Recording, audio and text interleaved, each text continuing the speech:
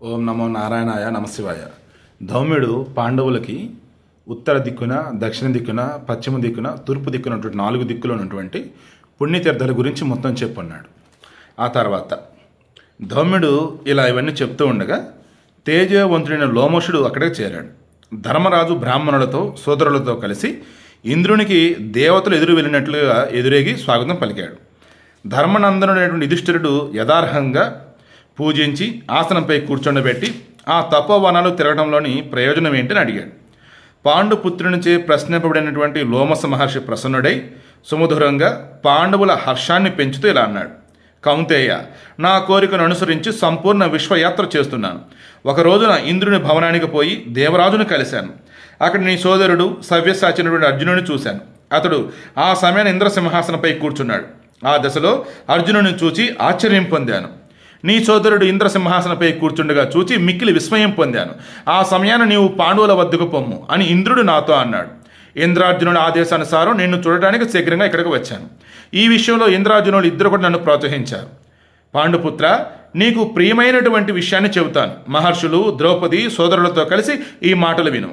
నీవు మహాబాహువైన అర్జునుని ఏ దివ్యస్త్రాల సంపదనకు పంపావో ఆ దివ్యస్త్రాలను రుద్రుడి నుంచి పాశుపతాన్ని కూడా అర్జునుడు గ్రహించాడు. బ్రహ్మ శిరోనామకాస్త్రం అమృతతో కలిసి తపశక్తి ప్రభావంతో శంకరుని చేరింది. ఆ పాశుపతాన్ని సవ్యసాచి అయినటువంటి అర్జునుడు శంకరుని నుంచి సాధించాడు.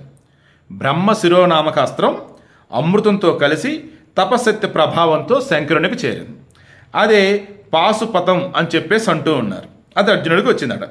వజ్ర సమానమైన రుద్రుని పాశుపతం మంత్ర ప్రయోగ ఉపసంహార మంగళాలతో రుద్రుడి నుంచి వశమయ్యింది. దానితో పాటు దండాది ఆయుధాలు కూడా హస్తగతమయ్యాయి.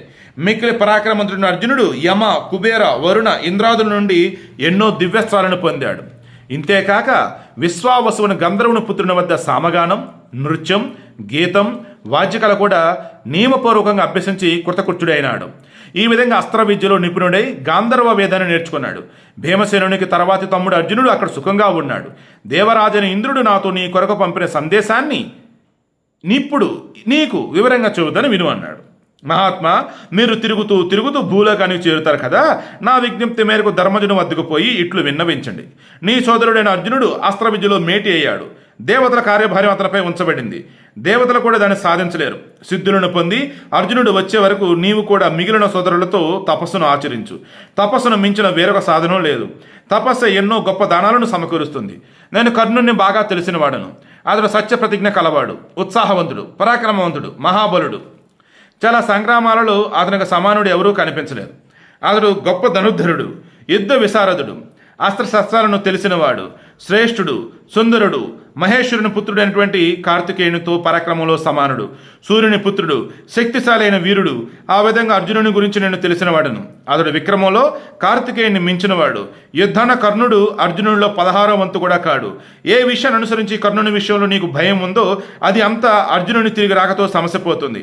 తీర్థయాత్ర విషయంలో నీకు ఏ మనస్సంకల్పం ఉందో దానిని గురించి కూడా ఈ మహాత్ముడు వివరిస్తాడు. తీర్థాల్లో ఏవి తపస్సుకు అనుగుణంగా ఉంటాయో వాటిని అన్నింటిని కూడా లోమశ మహర్షి నీకు వివరిస్తాడు. వారిపై విశ్వాసం ఉంచు, సంశయ బుద్ధిని విడిచిపెట్టు అన్నాడు. ఇక రేపు లోమశుని ద్వారా ఇంద్ర సందేశం విని ధర్మరాజు తన వారితో తీర్థయాత్రకు పోవటం డిస్కస్ చేద్దాం.